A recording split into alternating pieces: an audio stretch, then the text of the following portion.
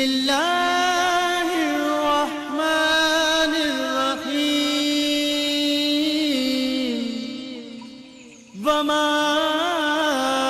ارسلناک الا رحمۃ للعالمین۔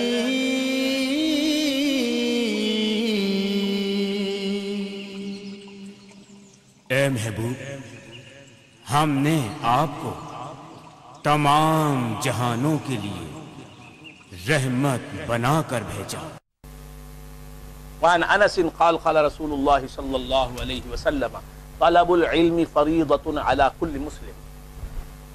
بڑی غور طلب حدیث ہے۔ سرکار دو عالم صلی اللہ تعالی علیہ وآلہ وآصحابہ وسلم ارشاد فرماتے ہیں، وعن انس قال قال رسول اللہ صلی اللہ علیہ وسلم، حضرت انس رضی اللہ تعالی عنہ راوی ہیں، انہوں نے فرمایا کہ فرمایا رسول اللہ صلی اللہ علیہ وسلم نے، طلب العلم، علم کو طلب کرنا، علم کو حاصل کرنا، علم سیکھنا، علم دین سیکھنا، فریضہ۔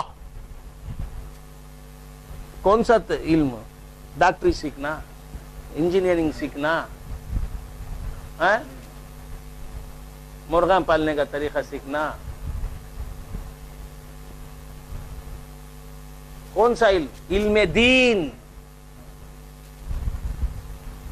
علم کلام، عقائد کا علم، عقائد صحیحہ کیا ہیں، کفر کیا ہے، اسلام کیا ہے، شرک کیا ہے، توحید کیا ہے، اللہ تعالیٰ کے تعلق سے کیا عقیدے رکھنا، رسول اللہ صلی اللہ علیہ وسلم کے تعلق سے کیا عقائد رکھنا،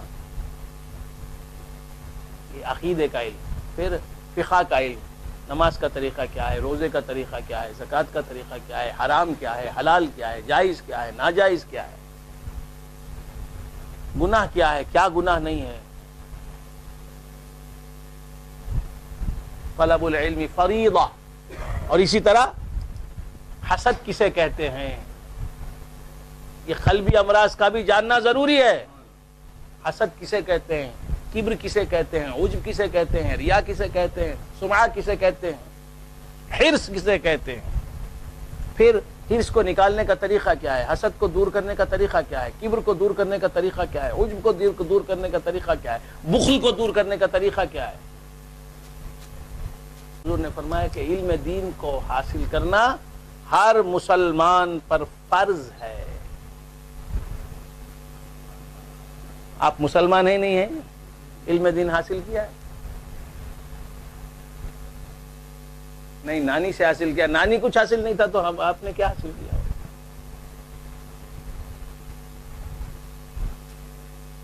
تو عقائد کا علم حاصل کرنا ہر ایک پر فرض ہے۔ پھر اس کے بعد جو ارکان اسلام ہے، نماز، روزہ، زکوٰۃ، حج، اس میں آپ پر نماز فرض ہو گئی ہے۔ نماز تو ہر عاقل و بالغ پر فرض ہے۔ نماز فرض ہو گئی ہے تو نماز کا طریقہ سیکھنا بھی فرض ہے۔ اور نماز کے لیے کیا ضروری ہے؟ وضو ضروری ہے، غسل ضروری ہے، ان کے مسائل سیکھنا فرض ہے۔ پھر آپ صاحب دولت ہو گئے، زکوٰۃ آپ پر فرض ہو گئی تو زکوٰۃ کے مسائل، تو جس رکن اسلام پر عمل کرنا فرض ہو گیا اس کا علم حاصل کرنا بھی فرض ہے، یہ یاد رکھ لیں۔ حج آپ پر فرض نہیں ہے تو حج کے مسائل سیکھنا بھی فرض نہیں۔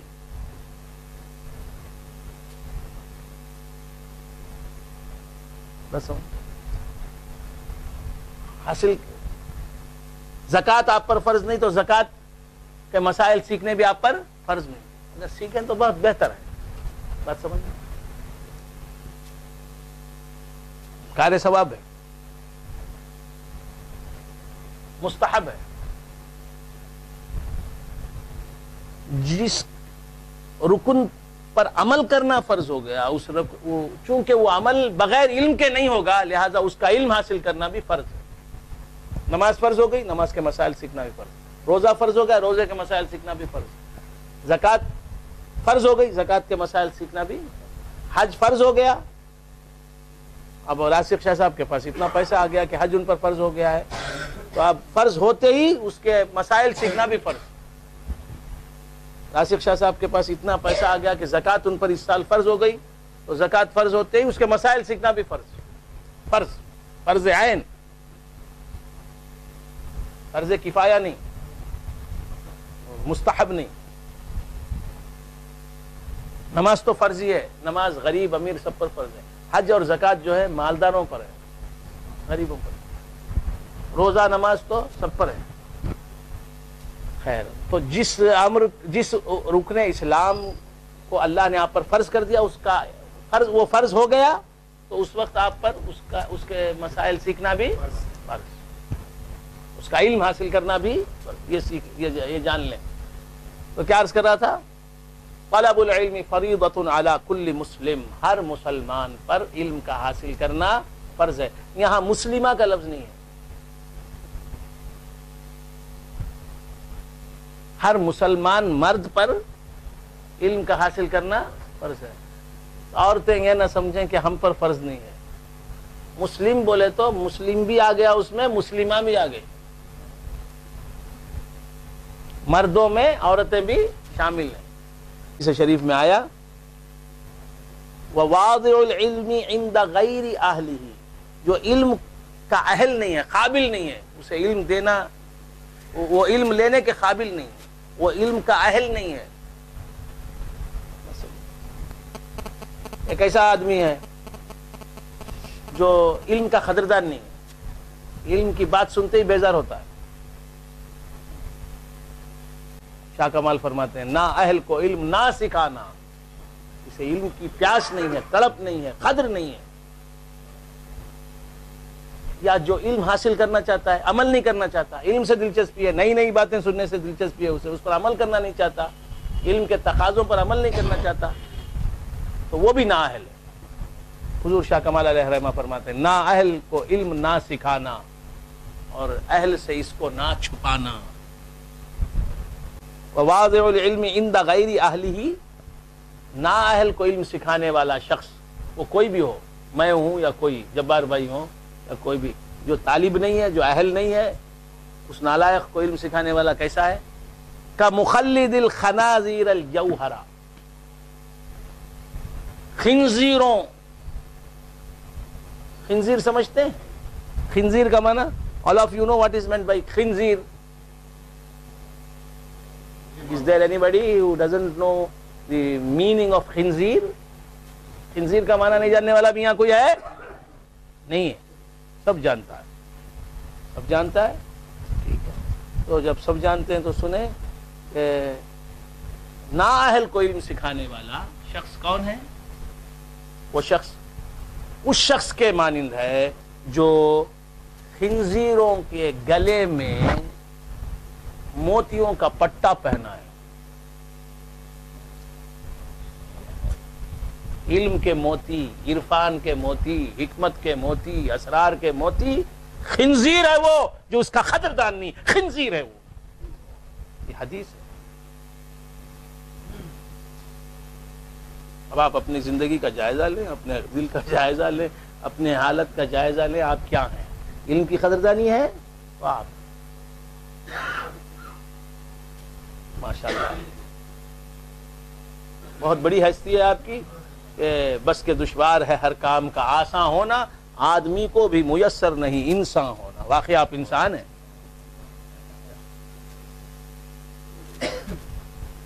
اور ہر آدمی انسان نہیں ہوتا، ہر آدمی۔ تو یہ علم کی قدردانی ہے تو کیا ہیں آپ؟ انسان۔ علم کی قدردانی نہیں ہے،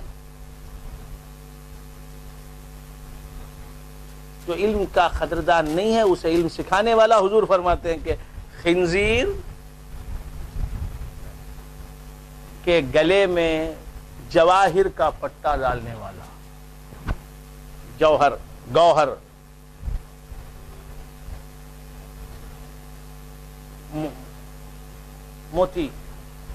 موتیوں کا پٹا ڈالنے والا جیسا ہے۔ تو معلوم ہوا علم کا جو قدردان نہیں ہے اسے علم سکھانے والا خنزیر کے گلے میں جواہر کا پٹا ڈالنے والا جیسا ہے۔ تو علم کی قدر نہ رکھنے والے کو کس سے تشبیہ دی گئی ہے اس حدیث میں؟ خنزیر سے تشبیہ دی گئی.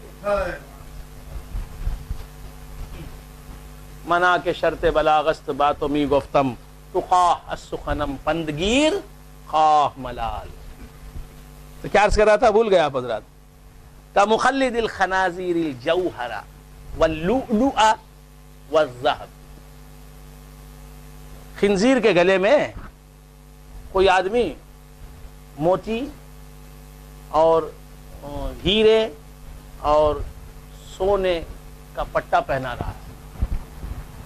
سونے کا پٹا، اس میں ہیرے موتی جڑے ہوئے، کس کے گلے میں پہنا رہا ہے؟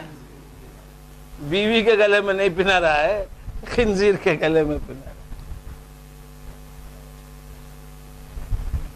کوئی کرے گا ایسا؟ مگر علم سکھانے والا نااہل کو وہ خنزیر کے گلے میں ہیرے موتی اور سونے کا ہار پہنانے والے کے جیسا ہے. یہ حدیث میں ہے. اس واسطے اس علم کو بزرگان دین نے نہیں دیا. 20-20 سال خدمت میں رہے، قریب سے انہیں دیکھا، ان کی خدمت کی، ہر پہلو سے خدمت کی، لیکن دیکھا کہ اسے طلب نہیں ہے، علم کی طلب نہیں ہے. یہ بس میری خدمت کرنا چاہتا ہے، مجھ سے علم لینا نہیں چاہتا، یہ طالب نہیں. لہذا علم نہیں دیا، علم نہیں دیا. میں نے دیکھا بڑے بڑے اکابر بزرگان دین کو، انہوں نے دیکھا علم لینے کی خواہش نہیں. اب یہ جو جس چیز کی اسے ضرورت ہے، جتنا علم اسے چاہیے وہ دے دیا، اپنا علم نہیں دیا، اسرار نہیں دیے، توحید کا علم نہیں دیا، دقائق حقائق معارف نہیں سمجھائے، وحدت الوجود نہیں سمجھائے، کیونکہ وہ اس کا طالب نہیں ہے. وہ تو بس آتا ہے، پیر کا چہرہ دیکھتا ہے، جاتا ہے. بات سمجھ میں آ رہی؟ تو اسی لیے آپ حضرات بھی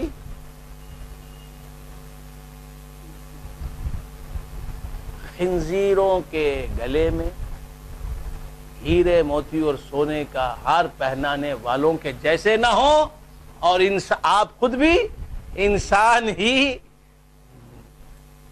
بنے رہیں، انسانیت ہی کے دائرے میں رہیں، اور حیوانوں کے جیسے نہ بنے. بات سمجھ میں آ رہی ہے؟ رواہ ابن ماجہ، ابن ماجہ نے اس حدیث کی روایت فرمائی. وروى البیہقی فی شعب الایمان، اور بیہقی نے اپنی کتاب شعب الایمان میں اس حدیث کو بیان کیا. الی قولہ مسلم وقال ھذا حدیث متنہ مشہور، اور کہا بیہقی نے شعب الایمان میں کہ یہ حدیث جو ہے متنہ مشہور، اس کا متن مشہور ہے، واسنادہ ضعیف، اور اس کی سند جو ہے ضعیف ہے. وقد روی من اوجہ کلھا ضعیف، اور یہ روایت جو جن طرق سے ہوئی ہے، اس حدیث کو جو روایت اس حدیث کی جو روایت ہوئی ہے، جتنے طرق سے روایت ہوئی ہے وہ سب ضعیف روایتیں ہیں. بات سمجھ میں آ رہی؟ حدیث ضعیف ہو یا قوی، لیکن جو عبرت حاصل کرنا ہے، جو نصیحت لینا ہے، وہ تو نصیحت لینا چاہیے. بات سمجھ میں آ رہی؟ ہاں. صلی علی نبینا